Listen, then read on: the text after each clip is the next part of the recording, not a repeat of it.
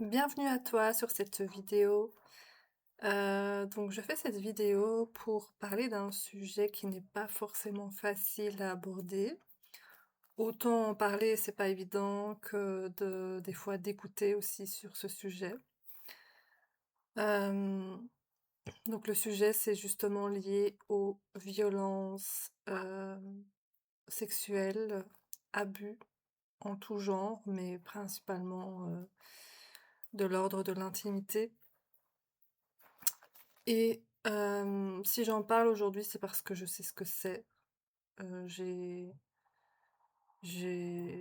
dû subir ce genre de choses et j'ai dû me reconstruire aussi par la suite. Donc je connais, je sais comme c'est douloureux, je sais comme c'est, on se sent extrêmement mal, je sais comme on peut, se sentir, dans une grande culpabilité, avec de la honte. Et on n'ose pas en parler. Et c'est très, c'est très souvent, le cas, en fait. On bloque, on ne veut pas en parler, on ne sait pas comment dire les choses. Et puis aussi, bah, si on le dit, en fait, qu'est-ce qu'on va penser de nous? Puis qu'est-ce que l'autre pourrait dire? De toute façon, on se sent déjà mal, en fait. Est-ce que l'autre pourrait nous aider à enlever cette douleur? Bah, on en doute. Donc je comprends tout ça. Moi-même, j'ai dû, chercher, pendant un certain temps, la thérapeute qui pouvait me m'aider. Donc ça n'a pas été facile. Donc, je fais cette vidéo pour, bah, libérer ma voix, hem, même si c'est déjà fait, hein, depuis, un long moment et la guérison est là chez moi. Donc, mais quand je dis libérer ma voix, c'est aussi de permettre d'être, comme, porte-parole, je vais dire ça comme ça, représentative de, de cette possible guérison, en fait, de ces actes, hein, qu'on a subis. Et c'est vraiment pour moi une nécessité, de pouvoir, montrer que c'est possible, de pouvoir en sortir et de pouvoir se sentir mieux. Et voilà, donc je propose aussi des séances, d'accompagnement, que ce soit en thérapie brève ou en soins énergétiques. Donc je fais les 2 pour, justement soulager les personnes qui ont besoin, et je suis vraiment habilitée à aider et à comprendre les personnes qui sont dans cette souffrance-là. Hem Voilà. En fait, vous êtes pas seul. On est beaucoup même à subir ce genre de choses. Hem, Ce que je voulais dire aussi, c'est que, la première, le premier pas de guérison, c'est justement la libération de la parole. Et donc même si, hem, même si c'est pas envers un thérapeute, un psychologue ou un psychiatre ou, voilà, une personne spécialisée dans ce corps de métier. Que ça soit au moins à une amie ou quelqu'un de proche, une personne de confiance, une personne en fait surtout qui est à l'écoute et qui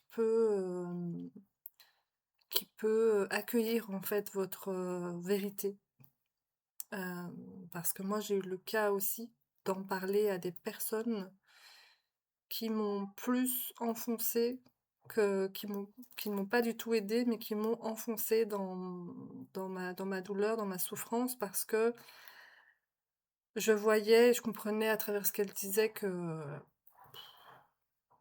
avaient pas envie de traiter ce sujet, en fait, tout simplement, ça mettait mal à l'aise. Et donc il y a des personnes qui sont pas habilitées à entendre ça et donc en fait, on ressent le rejet et c'est encore beaucoup plus souffrant. parce que justement, c'est déjà difficile d'en parler, mais si en plus c'est pas reçu correctement, c'est encore plus, hem, douloureux et on se referme encore plus dans notre coquille et donc ça, c'est vraiment, à éviter et donc voilà, c'est comme je disais, c'est primordial de pouvoir en parler parce qu'il faut que ça sorte de notre tête, il faut que ça sorte du corps, il faut que ce soit exprimé. Parce que sinon, en fait, ça reste bloqué à l'intérieur et on ne peut pas retrouver, on ne peut pas retrouver une vie, épanouie, en fait, si on est bloqué avec ça. Enfin, peut-être qu'il y a des gens qui arrivent à s'épanouir même sans parler, ça c'est chacun son chemin, chacun son expérience. Mais si en tout cas vous ressentez une sensation de perte de sens et de mal-être profond et que ça peut être ce sujet qui vous met dans cet état, alors il est important d'en parler, oui. Et après la deuxième étape qui est vraiment très importante, c'est, de comprendre qu'on n'est pas, responsable, qu'on n'est pas coupable et donc vraiment la base, c'est vraiment de comprendre qu'on a été victime et c'est pas, de se positionner en tant que victime, d'une de se plaindre et tout ça, c'est pas dans cette dimension-là du tout. C'est vraiment d'intégrer qu'on a subi quelque chose, qu'on a été victime et qu'on n'a pas été responsable. La responsabilité vient de l'agresseur, pas de nous. Donc quand on demande: «Ah mais tu étais habillée comment? Et qu'est-ce que tu faisais chez lui?» Non, non, non, non, non. C'est pas parce qu'on avait une jupe ou une robe ou qu'on dormait chez un ami ou voilà, ou même des fois il y a des situations où, bah, on on est forcé,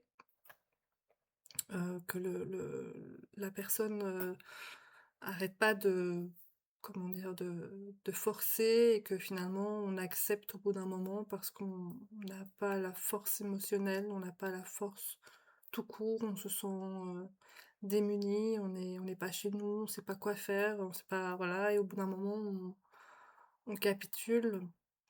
Et bien ça, c'est aussi un viol. C'est pas, on n'est pas responsable. Hem Et comprendre aussi que même, quand on n'a pas cette force et cette, capacité à repousser l'autre, c'est pas de notre faute. C'est on n'est pas responsable des agissements de l'autre et ça, c'est important de le se mettre dans la tête et de l'intégrer vraiment que même si la situation peut paraître, hem, qu'on pourrait prendre, notre responsabilité, hem, enfin, je veux dire, donc même si la situation, peut laisser penser qu'on est responsable, voilà, ma phrase est plus correcte, hem, c'est pas le cas, en fait, pas du tout, pas du tout. Parce que quand on dit une fois non et que l'autre n'entend pas et là, c'est lui qui est responsable. Mais oui et donc intégrer ça, vraiment, qu'on ne l'a pas cherché, hem, on voilà et même si des fois il y a des situations où on n'ose pas trop, dire non et puis, même dans les relations, conjugales, hein, ça arrive aussi où finalement on se sent obligé. On se sent obligé parce que sinon l'autre fait, hem un jeu de manipulation, comme par exemple dire, «Oui, mais alors ça veut dire que tu ne m'aimes pas», bah non, ça c'est pas correct. C'est de la manipulation aussi. Donc même dans ces situations-là, quand on se force pour faire plaisir à l'autre et qu'au fond de soi, on n'a pas envie et qu'on sait que si on s'affirme et qu'on va après, on va, on va subir en fait d'une manière ou d'une autre, et bien oui, là aussi c'est considéré comme un viol. Donc voilà, c'est vraiment important de comprendre que cette dimension-là de qu'on n'est pas responsable et qu'on est victime. Et quand on comprend qu'on a été victime, on peut se lâcher, la pression et on peut comprendre on n'est pas coupable, on n'est pas responsable, on n'a pas à porter ça en plus. On n'a pas, de honte à porter. La honte, c'est eux qui devraient la porter, pas nous. Donc c'est très important et donc voilà, je pense que j'ai un peu, dit tout ce que je voulais dire.